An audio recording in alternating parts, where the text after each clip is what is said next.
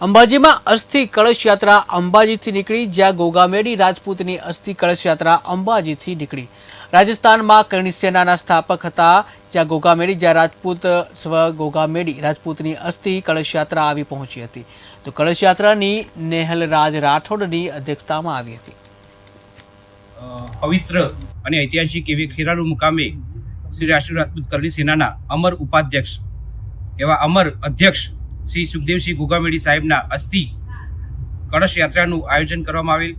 આ કાર્યક્રમ અંબાજીથી ગત રોજથી ચાલુ થયેલ અને સોમનાથ મુકામે ભવ્ય ડાયરો સાથે અને કાર્યક્રમમાં ત્યાં અસ્થિ વિસર્જન થશે સોમનાથ મંદિર આગળ।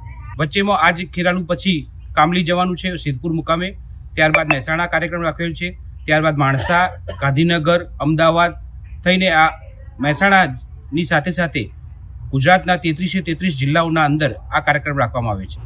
રાજપૂત સમાજ 562 રજવાડા સરકારને અર્પણ કરેલ છે।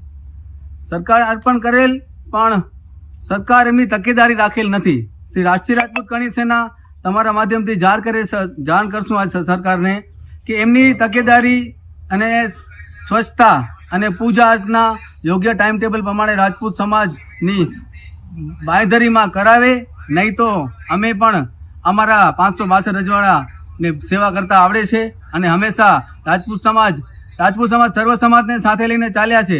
તો એ 562 રજવાડાનો મુખ્ય મુદ્દો ભારત લેવલે શ્રી રાષ્ટ્રીય રાજપૂત કરણી સેના એક ઝુંબેશ તરીકે ઉપાડશે અને અમને પ્રશાસનને જાણ કરશે અમારા મુદ્દા શું